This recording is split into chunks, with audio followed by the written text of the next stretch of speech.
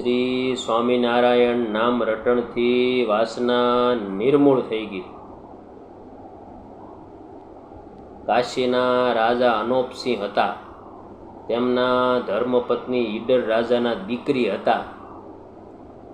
પરણીને જ્યારે પિતૃગૃહે આવ્યા ત્યારે કરિયાવરમાં પિતાના ઘેરથી ભગવાન શ્રી સ્વામિનારાયણની મૂર્તિ અને સત્સંગ લાવેલા. તેમને ઘેર એક કુંવરીનો જન્મ થયો, જે મોટી થતાં ખૂબ રૂપવાન અને ગુણવાન બની. એક દિવસની વાત છે. રાજા 3-4 સાથીદારો સાથે જંગલમાં શિકારે નીકળી ગયા. શિકારની પાછળ પાગલ બનેલા આ રાજન એક અંગરક્ષક સાથે અલગ થઈ ગયા.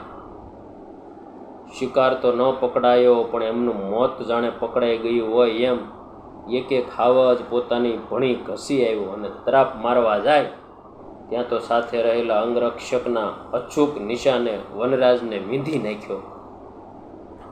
પોતાની જાન બચાવવાથી ખુશ થયેલા ભૂપે અંગરક્ષકને કંઈક માગવાનું કહ્યું.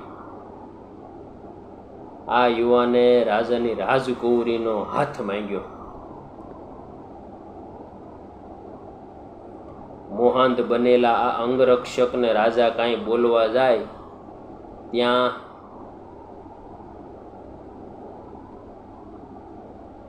ભગવાન શ્રી સ્વામિનારાયણ વિશે અનન્ય નિષ્ઠા ધરાવતી આ યુવાન કુંવરીએ સમય સાંસવી લઈ અંગરક્ષકને ભર દરબારમાં સ્પષ્ટપણે કહી દીધું કે ભલે, હું આપની સાથે લગ્ન કરવા તૈયાર છું, પરંતુ એક શરત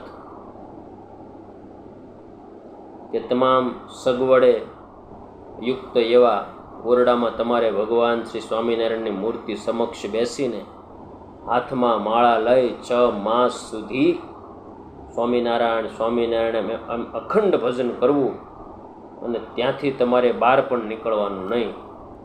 આ શરત મંજૂર રાખી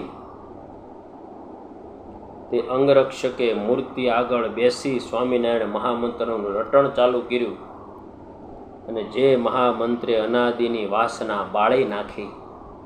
જેમ જેમ ભજન થતું ગયું તેમ તેમ અંતરે વાસના બળવા માંડી. 4 માસ પૂરા થતા તો નિર્મળ ને નિર્વાસનિક બનેલા આ અંગરક્ષક બહાર આવી સંસારનો મળવત ત્યાગ કરી ભગવાન શ્રી હરિને ભગવી સુંદડી ઓઢી સદૈવ અમર બની ગયા. જેથી સદગુરુ મુક્તાનંદ સ્વામી કહે, મહિમા અતિ ઘણો તેને યક મુખે રે કવિ કેટલો ગાય. વાલા ભક્તો, આ ભગવાન સ્વામિનારાયણનો પાવર છે.